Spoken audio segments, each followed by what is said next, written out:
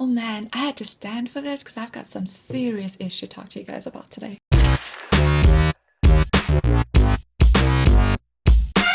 Okay, so 3 schoolgirls were kidnapped from Nigeria, and just to put that in perspective, we still haven't found those 200 girls from like 2 years ago. Hashtag bring back our girls. And if you're sitting there like, oh my god, Africans are terrible, how do 203 kids go missing?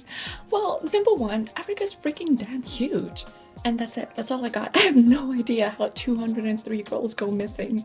It's been 2 years. I mean, seriously, 2 years. But I gotta wonder, even if we did find them, how would you get them away from Boko Haram without blowing them or yourselves up in the process? Supposedly, Boko Haram means something like Western education is forbidden, or Western education is bad, or I don't know, screw Western education, whatever the case may be. I still don't understand why that has to involve kidnapping innocent girls. Why must you bomb innocent people? Speaking of failed hashtag campaigns, do you guys remember Coney? You know, make Coney famous.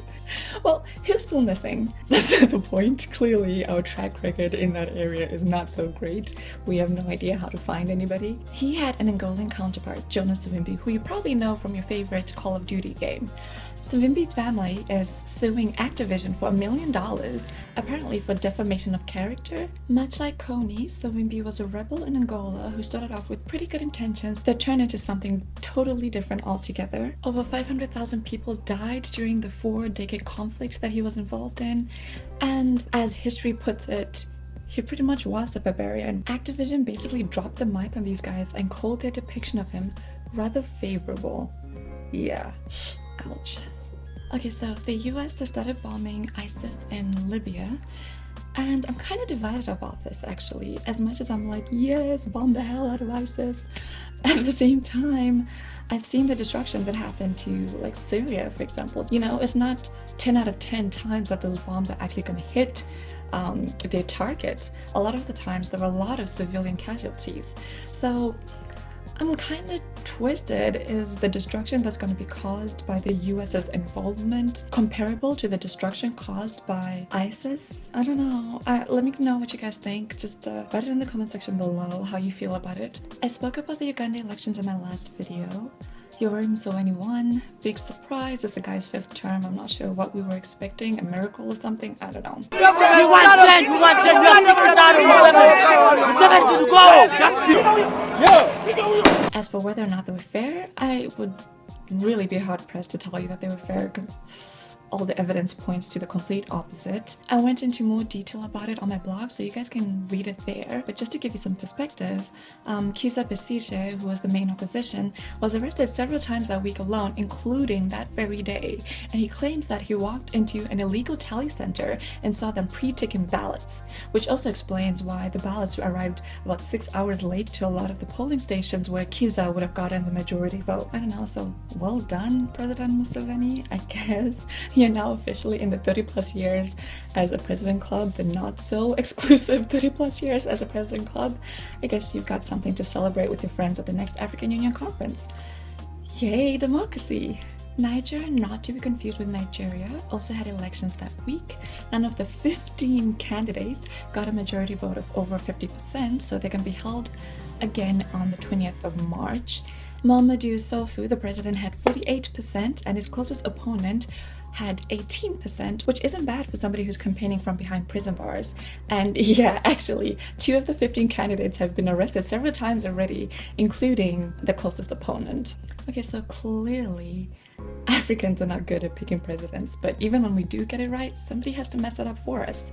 The president of Senegal, Macky Sall, put in a bid to reduce presidential terms, starting with his own, from 7 years to 5 years. And his bid was rejected by the Senegalese court, because clearly, who doesn't want a president for life? At this rate, electing an African president is like lending your pen to that kid in school who you know is never gonna give it back. You know those people who get a little bit too cocky, they get all up in your space and you gotta remind them of where they stand? Well, I'd like to introduce a quickie little segment I'm calling Who the Hell Do You Think You Are? So today we have a man in Kenya who are jailed for leading a group of 100 men to kidnap this woman and her husband. They beat her, stripped her, and basically violated her, then dragged her back to her house and demanded that she make them lamb for their achievements. All of this was because she was seen entering a bar. So to these 8 men, I gotta ask, who the hell do you think you are? I don't know who made you believe that you are the authority on where women can or cannot go or what they can or cannot do. You caused this woman physical harm, you stripped her of her dignity and her sanctity, and in my opinion, you actually deserve more than just going to prison. Who the hell do you think you are? I'm always looking for Africans who are making an impact in the world to tell you guys about. So if you have any ideas or anybody you want to suggest, just write them in the comment section below and I'll have a look. As for this week, I want to introduce you guys to this up-and-coming comedian called Vash. I came across him on Facebook, so I've included a link to his page on the description box below, but in the meantime, enjoy.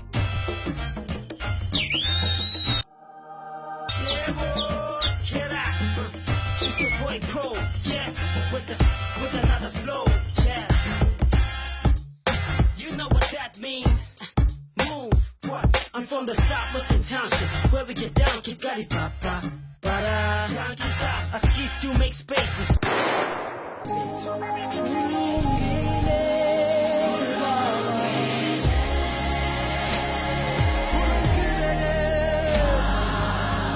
I got a question for you guys. What would you do for fame? A South African woman was filmed raping a drunk man at a bar, and when she was asked why, she literally said, and I quote, "I wanted to be famous. It's been long that I've been lusting after this man. I finally found him and pinned him down." Her and her victim were both married to other people, and despite the clear video evidence, she hasn't been arrested. I know, it's crazy. In my opinion, rape is rape. It doesn't matter which way it goes, and she definitely deserves to be behind bars.